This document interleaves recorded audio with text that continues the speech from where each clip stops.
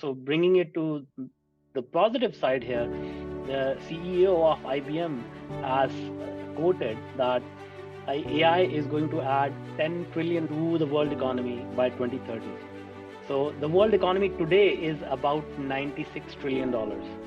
That means more than 10% of the world's GDP is going to be added in next 7 years. So when the internet came along in the first 7 years, it probably added maybe 100 billion. When the smartphone came along, it probably added 500 billion in the first 7 years. And we are talking about 10 trillion here. So this is the biggest wealth transfer, wealth generation opportunity that the world has ever seen. So the people who embrace it early, they will be able to take huge advantage of it. People who ignore it or stay afraid, they will need to play a lot of catch up. The choice is ours. Every generation has this technology that changes the direction of our work and our personal lives. Think back to the printing press, the automobile, electricity, and even TV. Well, maybe that one hasn't necessarily turned out to be a positive one. But not only has technology changed, but so has the pace of change, especially in these last 40 years. Today, the big tech that everyone is talking about is AI and how it will influence our lives for better and, as for many believe, maybe for worse. Well, today we're going to explore both sides of that equation with the world's leading thought expert on AI. Now, before we're going to get into all that, I just want to remind you, if you're interested in raising your standards as a father and a husband and an entrepreneur, then I encourage you to participate in our Band of Brothers group mentorship program. We're a group of ordinary guys working towards living extraordinary lives. You can find all this information at the Awakened Man Training Academy at members.theawakenedman.net. And with that, let's get on with today's episode. The average man today is sleepwalking through life, many never reaching their true potential, let alone ever crossing the finish line to living a purposeful life. Yet, the hunger still exists, albeit buried amidst his cluttered mind, misguided beliefs, and values that no longer serve him. It's time to align yourself for greatness. It's time to become a revolutionary man. Stay strong, my brother. Welcome, everyone, to the Revolutionary Man podcast. I'm the founder of the Awakened Man movement and your host, Alan DeMonso. Before we get started, let me ask you a couple of questions. When you think of technology that is in your life, which one has had the most profound change for you? And are you concerned that AI is going to take anything away from you, or will it add to your life? The questions surrounding AI are many, and it takes deep understanding of the impact it will have in our life. The kind of understanding that comes from personal experience, blended with the science and the understanding of human potential. So I can't think of any better way than to bring on my guest at this point to guide us through this conversation. Allow me to introduce my guest. As an immigrant from a developing country and earning only $2 a day to the boardrooms of Fortune 500 companies, Manuj Agrawal is the founder of Tetra Noodle Technologies. It's an elite tech consulting firm and a man who has been listed among the world's top AI leaders. His deep understanding and knowledge and experience in cutting-edge technologies, human psychology, and neuroscience has helped him build systems that result in exponential growth, not just for corporations, but for individuals as well. He also holds 4 patents with AI and ML and is a top-rated podcast host of Bootstrapping Your Dreams. He's an author and also a father. Welcome to the show, Manuj. How are things, Thank you my so brother? much.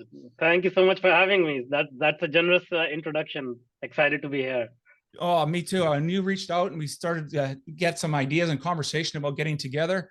I was really interested in all the background, the breadth of experience that you bring. And before we get into all of that, thought maybe we'll add a little bit more to the introduction and tell us a little bit about a time in your life, when you may have felt that things needed to change. This is your hero's quest, your journey. Yeah, what did you do about that? And how did that experience shape you into the man you are today and the work that you're doing? The biggest experience, and it was a painful experience, this was back in 2010, 2011. I've had really good success professionally, but I've also had very bad luck with personal relationships. And that includes my parents, that includes my ex-wife now. And in 2010, I had my firstborn child, and for whatever reason, I was not able to connect with him. And that was the lowest point in my life, because up until that point, I had always blamed adults in my life for my problems, because I could just point a finger at them and say, you don't understand me, you don't listen to me. But a newborn child, my own child, I could not do that. So that led me into deep depression and suicidal thoughts. And I just didn't want to, like, I didn't know what to do, and I didn't want to live a life like that. And ultimately, so I knew I needed to find a solution. So I saw therapists, psychologists, all of that stuff. They did give me some insights, but nothing, nothing that could really help me. And then I found meditation and found, how we create our own reality, started to understand our human mind, started to read about neuroscience, human psychology. And as I was doing that work, that sort of really turned my life around. That also led me to become so passionate about meditation and all of these concepts and help other people. But the interesting thing is, when I talk to other people about these concepts, nobody paid attention, because they always have an excuse. I don't have time, my mind is too busy or whatever. And because of my work in artificial intelligence, I know that artificial intelligence and human mind are a continuum of the same thing, and we can really impact one or the other through the use of others.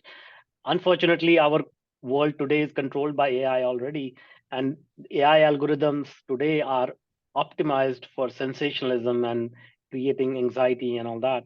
But the technology can be used in reverse. It can be used to create more positive thoughts. It can be used to create more empowered people. It can be used to help people realize how much potential they have and unlock that potential. So that painful experience led me to the work that I do today, which is to help individuals and businesses really embrace the power of AI, and not just as a technology, but as an enabler and empowerment tool for them. That's excellent. Wow, what a great way to start off. I just want to say my heart goes out to you as as a father of a son who struggles with making healthy choices around drugs and alcohol. And I like I said, my heart goes out to you for having that, not being able to connect, and that challenge to do that. And it can be very discouraging as fathers, isn't it? And you found meditation. I was raised Catholic, and I hadn't practiced in a long time, but went and found some spiritual work and really dived in some of the new thought area. And I find myself coming back a little bit more to the Eastern philosophy between Hinduism and Buddhism, and I just like that idea, that marriage of those two traditions. Absolutely. And how powerful they are. So I just want to touch a little bit more about that. And you said you started practicing meditation and seeing how that was working. For those that are maybe not as familiar, I know a lot of people talk about, they meditate, but maybe if you could help our listeners, guys, that maybe not have a clear understanding, maybe think it's some woo-woo thing, it's something I got to go to a yoga studio or something. Tell us a little bit more about how you developed the practice and how that's serving you today. See, yeah, there are a lot of misconceptions about meditation. At the basic level, meditation is just about your ability to observe your own mind. That's it. So if you can observe your own thoughts, and you can sort of, link those thoughts back to past experiences and where those thoughts are coming from, and have the ability to change your thought, that makes you an excellent meditator. What happens is that our life is basically controlled by our subconscious mind. So our mind, our brain, or the conceptual mind has two parts: the subconscious mind and the conscious mind. And the subconscious mind controls 95% of our lives, but in general we don't have access to it, and we focus on the conscious mind, and we think we are very rational in our decisions and everything. But when you start to meditate, your conscious mind and subconscious mind start to become two separate entities, and you can start to observe your subconscious mind with your conscious mind, and you can say, okay, I'm feeling depressed right now. I wonder why I feel depressed. Oh, I had this experience in the past, and I feel love for my child, and I feel hopeless today, and that's why I feel depressed. So what can I do about it? maybe I should find some hope that will help me. How do I find that hope? Let me figure out, going by going inside, what makes me hopeful, what kind of things resonate with me. I go find that material and then I consume it. That gives me hope. That's what the essence of meditation is.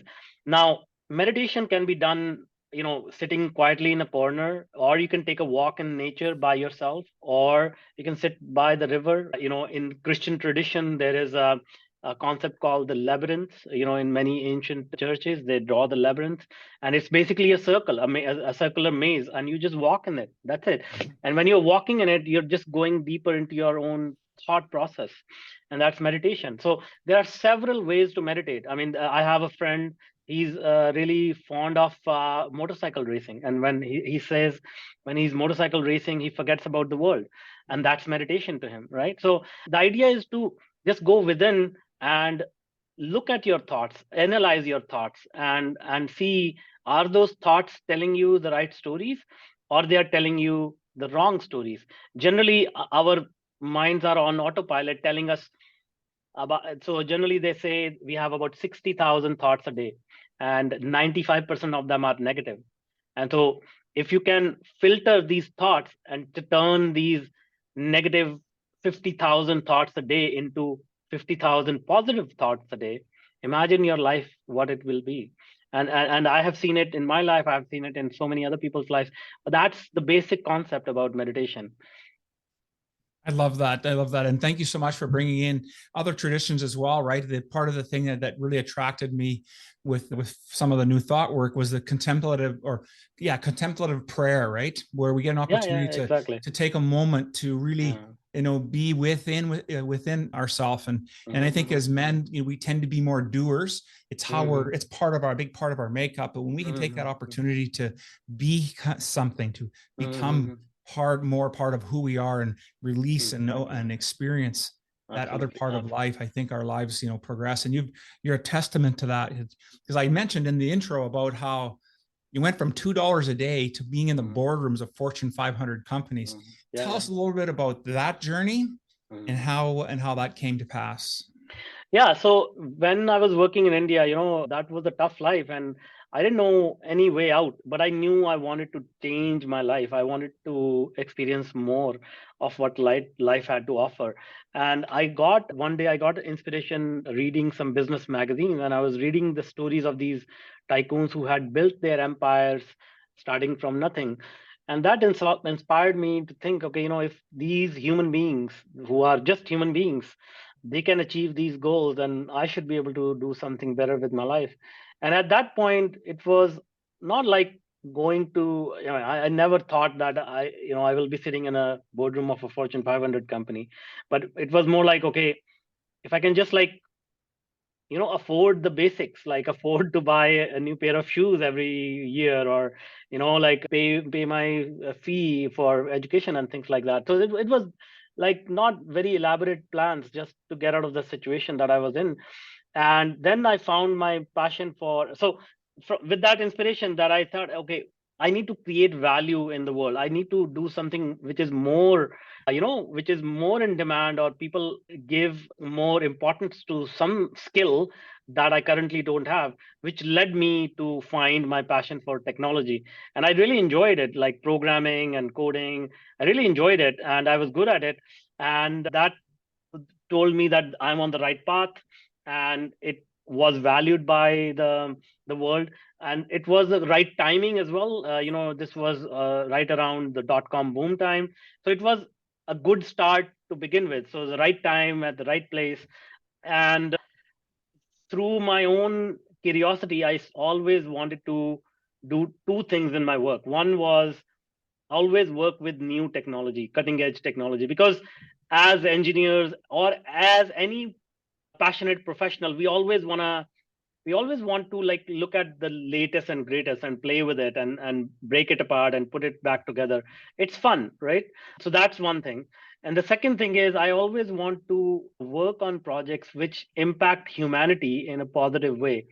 So I have done a lot of work in education, a lot of work in healthcare, a lot of work in real estate. So these type of different industries where it had a direct impact on millions of users, because I realized that with the technology that we build, we can impact millions of users. And then when you see the impact, direct impact on a student who's now capable of earning more, or they would have dropped out of the university if they didn't use our technology, or somebody's joint pain is now relieved by using our technology, that feeling is priceless, right? It's just really, really good feeling.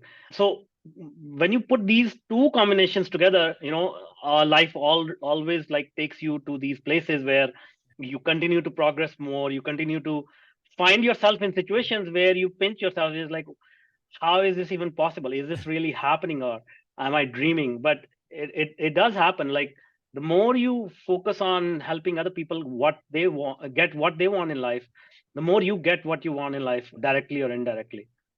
And two great takeaways there. I just was making a ton of notes. One was you looked to where you could create value in the world, and at the time, and with discovering your passion for coding, you were able to do that. And then this last piece, right, about really being leaning in and helping other people succeed is truly what separates the greats from the rest of us.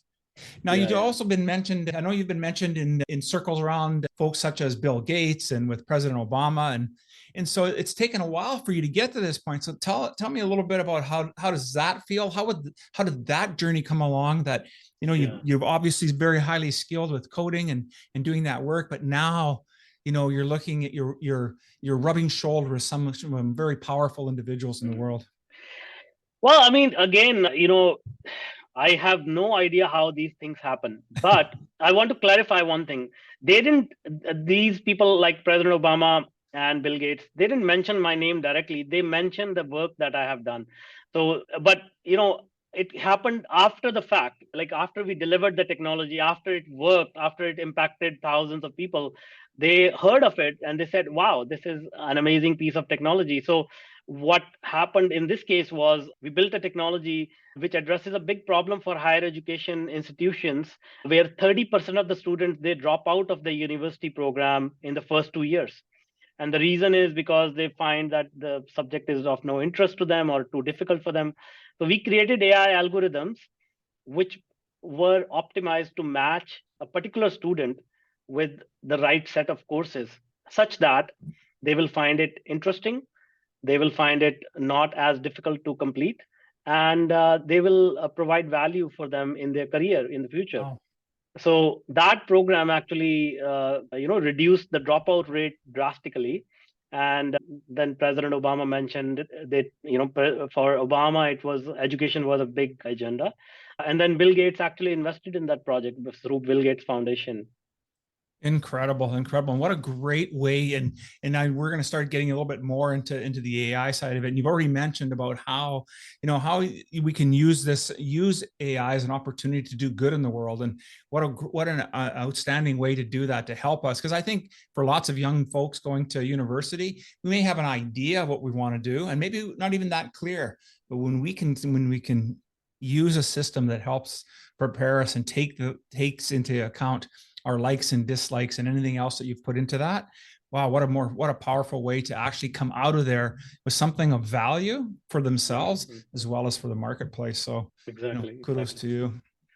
I mentioned earlier on talking about how there's two sides to this artificial intelligence coin, right?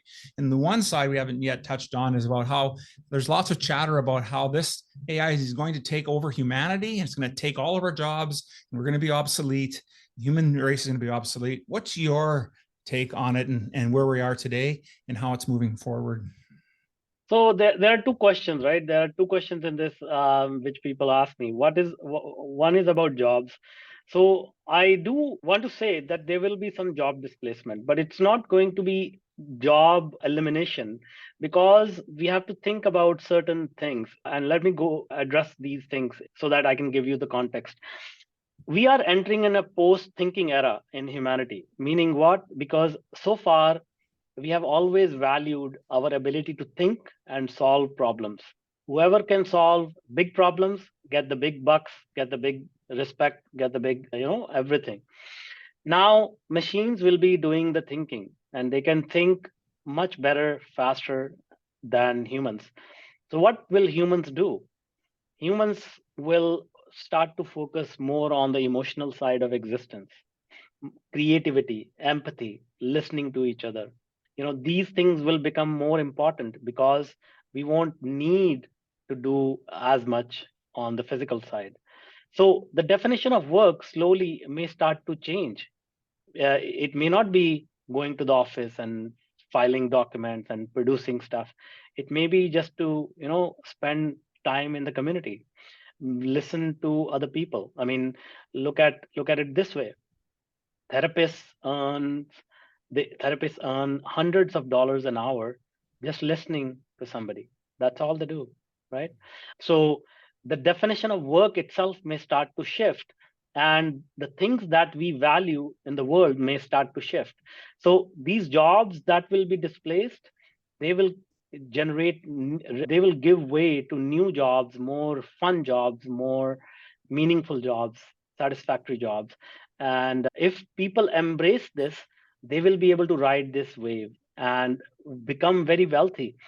And so bringing it to the positive side here, the CEO of IBM has quoted that AI is going to add $10 trillion to the world economy by 2030.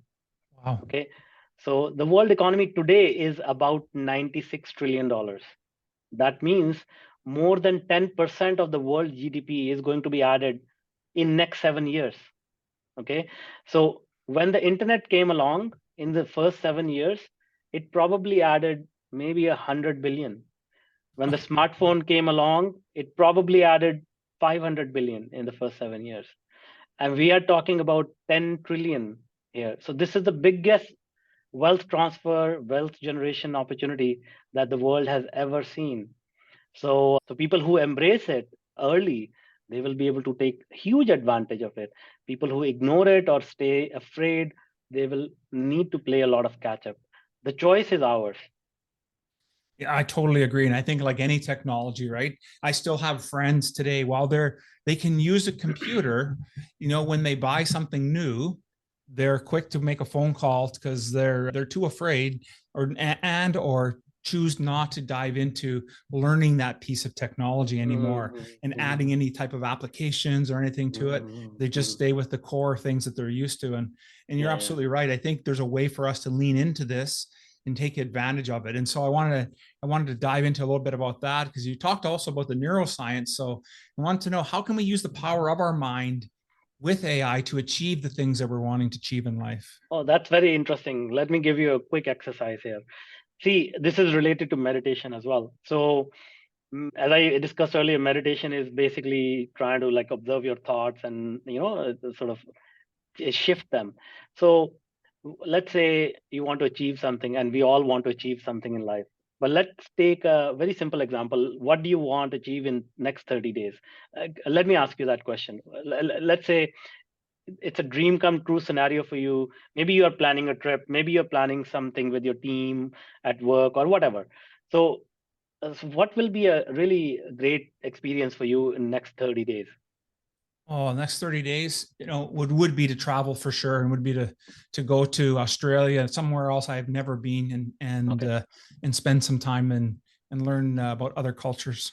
Great. So you see, what happens is that when by default our mind can create that vision, but it's not very vivid. It's not very detailed. You said maybe I'll go to Australia or maybe some other place, and it's not very specific. Go to ChatGPT, sign up for a free account if you don't have one. Ask it to give that information, describe your own personality, and tell ChatGPT, you are this much, you live in Winnipeg, I'm this old, I work in this establishment, and I'm going to Australia and I'm going to another place. Write a detailed 2,000-word story about my experience in the first person as if it has already happened. Okay. And read that story to yourself every day for the next 10 days. And then you will see a new person emerge from within. And you will start to see those experiences manifest themselves in your life. Wow, I would never have considered doing that with ChatGPT. What a great way to do that, because we could spend time, endless hours, countless hours trying to put that together. And what a great exercise. Oh, I'm going to make sure that we have that as a highlight. Just love that. because what it will do is, at a neuroscientific level, it'll start to wire your neurons in your mind in such a way that that image of going to Australia, because ChatGPT will, and make sure you ask ChatGPT to give you enough details, even if they are fictitious. Give me the names of the people I met along the way. Give me the names of the places I visited, the weather I experienced. Because the more vivid that picture is, the more your mind is going to start moving you towards that. And that's neuroscience and AI combined. And that's just a very small example of how anybody can experience this. Yeah, absolutely. Go ahead. And you will experience that feeling of meditation right when you first read that story the first time. And it's just a strange feeling, because nobody has done this before, and I'm surprised by. But that's what we all crave for. We all are just a bunch of stories in our head, and an AI can really help you shift those stories with very fine-grained details. And if you start doing this in other parts of your life, I mean, it's just a magical thing. Oh, outstanding. Absolutely. And just think about doing that in trying to solve maybe there's a work problem, a challenge. It doesn't necessarily have to be technical. It could be, but just something to help us, improve, like you said, our thinking skills. Maybe we don't have the best critical thinking skills. We didn't progress that far, take post-secondary education, but boy, you could sure utilize the ChatGPT to help you get through that and really to help develop that skill without having to spend countless hours of trying to, take classes and do all that. I think that is what a great way to utilize software or technology for our benefit. The benefit of the world, right? Exactly. Yeah. Outstanding. Now, you talked about being a father, and I just wanted to go back a little bit about that. And how has fatherhood provided a different perspective for you in your work? Has it influenced you at all in the work that you're doing? I think everything flows through that, because once you become a father, and this is for most fathers, that becomes the center of your universe. And when something becomes the center of the universe, that becomes like the conduit for everything else. Like if I don't feel satisfied as a father, sometimes I feel I'm not doing good work in my profession.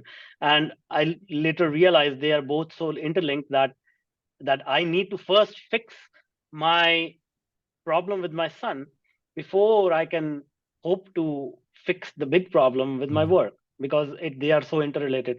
And then what I tell people is, it may not be the fatherhood aspect for you. It may be the adventurer in you. Maybe you like to travel, maybe you like to fish, maybe you like to write poetry. Everybody has their own lens on life. So if you start living your life through that lens, then that becomes the central piece of your existence. And I highly encourage people to really embrace it and spend enough time on those pursuits, so that the energy you gain from those pursuits can be applied in the commercial or the professional pursuits that you have. It's basically a circle of energy. If you get positive energy being with your son, spending time with the family, that's the investment you're making in yourself. Because when you go out there in the world trying to achieve professionally, you need that energy to spend. So it's like a bank account, right? And so please don't ignore these important aspects of your existence. Fatherhood is big. Yeah, absolutely. And really, really great answer to that question. Love that. And you've already started to play with this neurodiversity idea and how we can use it for success. But I really want to unpack that a little bit more and really get folks an understanding of what you mean by that term neurodiversity and how we can really use that to propel our lives forward. See, when we look at humanity, 8 billion people, we all have different perspective on life. We all come from different backgrounds, different experiences. Even if we are born as a twin, we experience life differently. If you give them a specific problem, they'll solve it differently. They'll have different skill sets. So neurodiversity is about bringing people who think differently, who have different backgrounds. Because when you work on complex problems, you don't want to just look at it from one angle. You want to attack that problem from multiple angles. And if you have people who think the similar way, unfortunately, that happens a lot because we feel comfortable with people who don't think differently than us, right? We want to feel secure and we want to feel homogeneous, familiar with the people that we work with. But that's the downfall, in my opinion, in many organizations because they just don't have different perspectives. And the world is very complex. So if you come up with a solution which only takes into account, one aspect, let's quickly take an example, and I may get a lot of hate for this because I'm picking on a favorite company, Apple. Apple introduced a headset, a virtual reality headset recently, and they priced it for 3,500 US dollars, right? Now, whatever their process is, I know that they are not targeting somebody like a student, somebody like, enthusiast about virtual reality because the price point is so high. So they probably did not have a neurodivergent angle about the pricing of this product, because if they had considered it, then they will price it around 300, 400, $500, which is where most of the virtual reality headsets they stay. So now they have they have introduced this product which is out of reach for most people, but that demonstrates the the aspect of neurodiversity where if you have a person who maybe grew up in a poor household, they will raise a point because of their experience that, hey, this is way too overpriced. And if somebody comes from different country, they'll probably say, okay, when do you think we can launch this in a foreign language, a different language? So these type of things we don't think about unless we have a personal experience of that sort. And when you have a team with different experiences, neurodivergent people, you get these different angles of humanity that you have not considered. So that's the reason why it's so important. Yeah, completely agree with that. And you're talking about the neurodiversity, and the phrase that comes to my mind is the echo chamber, where we tend to have this.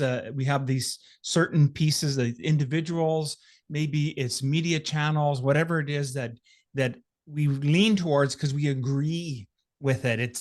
It keeps us feeling safe, and when we can recognize through practices like meditation, contemplative prayer, other practices, we can realize that we are truly safe regardless, and be able to be in a place where we can have this neurodivergent idea of thought to help expand what it is. And we may not be creating the next greatest technology, but even in our own lives, in our personal lives, how much better, how much stronger can we become if we're willing to be able to accept other ideas and thoughts? Doesn't mean we agree with all of it, but to be aspects that challenge who we think we are as individuals, what our belief systems are, and I think there's lots of power in that when we look at it, because too many of us carry beliefs that no longer serve us, and the challenge is we don't even know that. Exactly. And it's limiting our movement forward. Love that. You also talk about successes, and one of the questions I wanted to ask you was, what would be the fastest, sure way for someone to become a millionaire in today's economy and today's technology? So, first of all, you have to define what success means for you. A lot of people don't know what success means for them. So I do an exercise with people when I coach them or mentor them, and that's like a 7-level deep why. So I ask them, okay, you want to become a millionaire. Tell me why. And they'll say, oh, I want to enjoy life. And then I'll say, why? Or I can say, what does that mean? So then they'll say, oh, I want to go to the beach. I want to travel. I said, okay, that's fine. Now you have, assume that you have enough money, you are traveling. Now what? Do you want to travel for the rest of your life or what? No, no, no. I want to travel for 1 year and then I want to buy a home for my family. So when you start going deeper and deeper and deeper, ultimately you will not find another reason, another depth.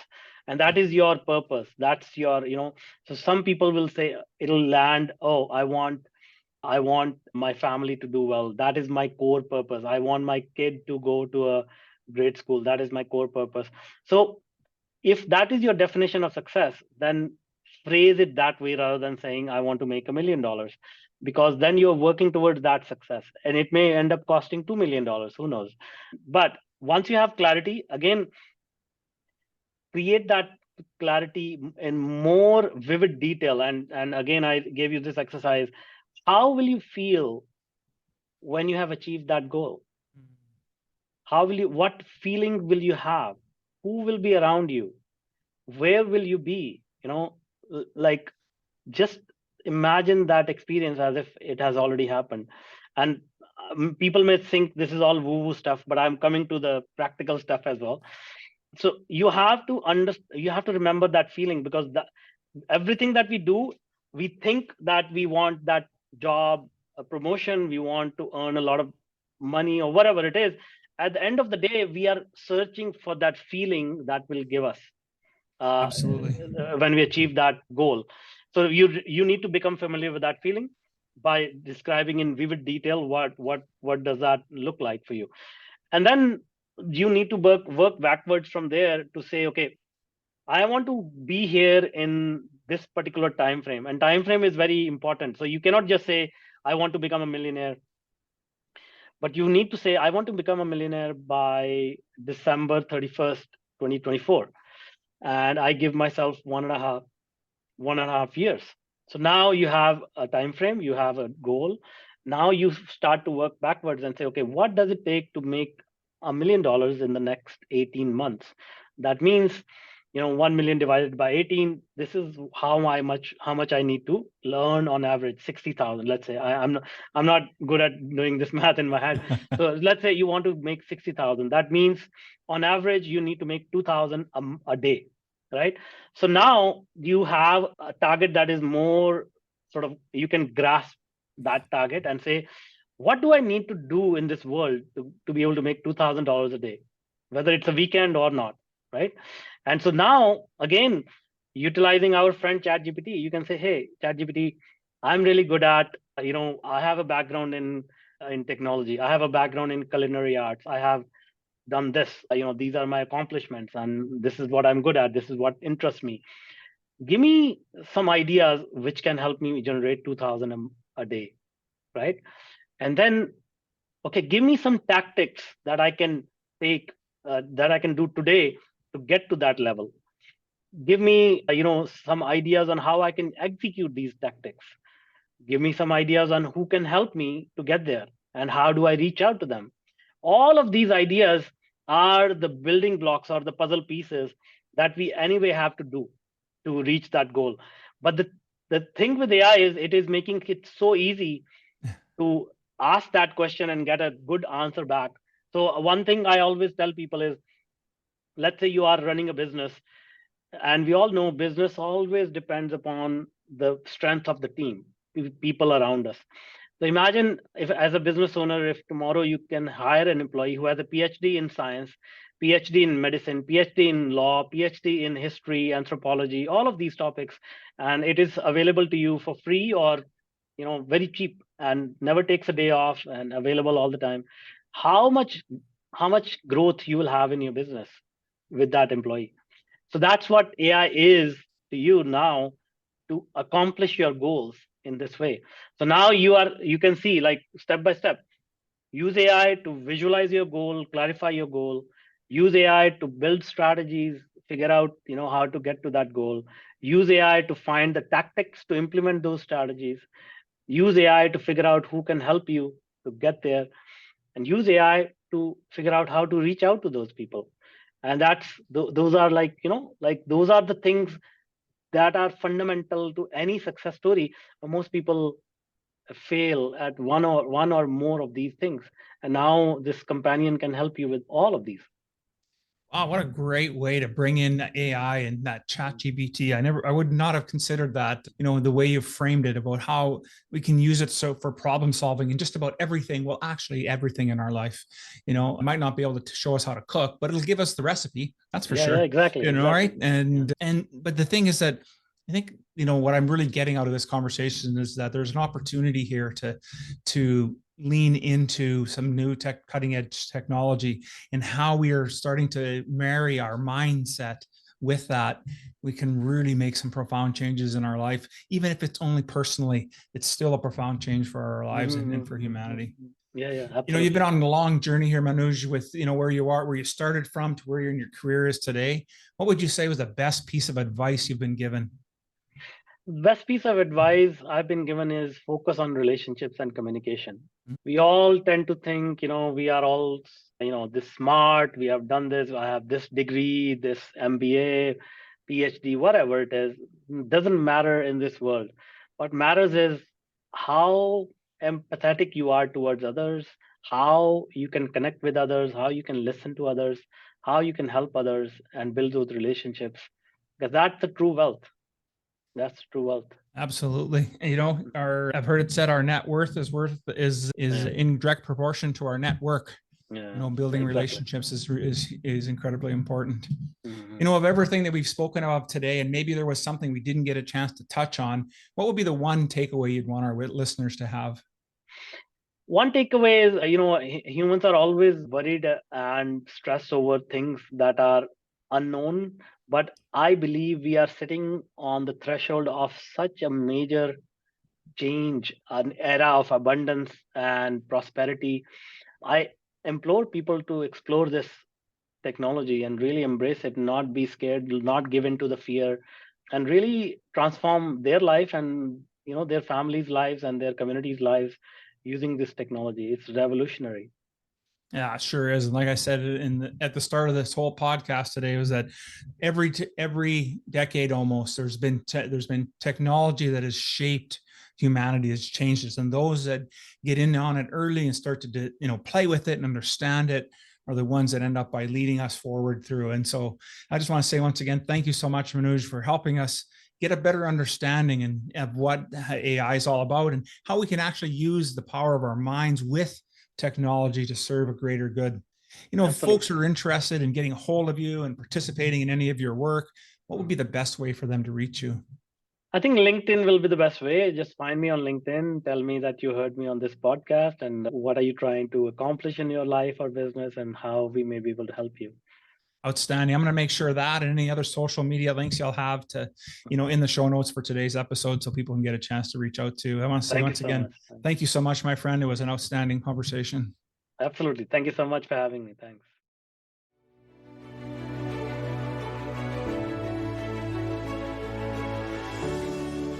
Thank you for listening to the Revolutionary Man podcast. Are you ready to own your destiny? To become more the man you are destined to be? Join the brotherhood that is The Awakened Man at theawakenedman.net and start forging a new destiny today.